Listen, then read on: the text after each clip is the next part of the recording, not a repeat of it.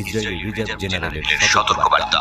বৃহস্পতিবার Israeli reserve আর্মির major general ইৎজাহাক brick বলেছেন, গাজায় বর্তমান যুদ্ধ হচ্ছে ক্ষয়ক্ষতি আর অনুতাপের যুদ্ধ। তিনি সতর্ক করে দিয়ে বলেছেন, গাজা যুদ্ধ দীর্ঘায়িত করা শুধু ইসরায়েলি সেনাবাহিনীকেই নয়, বরং দেশটির অর্থনীতিকেও পতনের দিকে নিয়ে যাবে।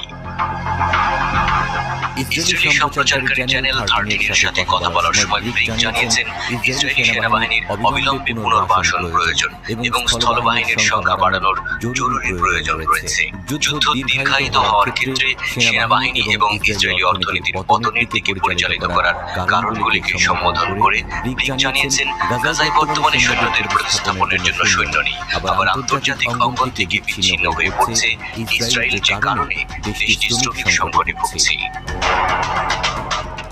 নেসেট সদস্য এমিলি লিভি বলেছেন, হামাসের 24টি ব্রিগেডই গাজায় উপস্থিত রয়েছে।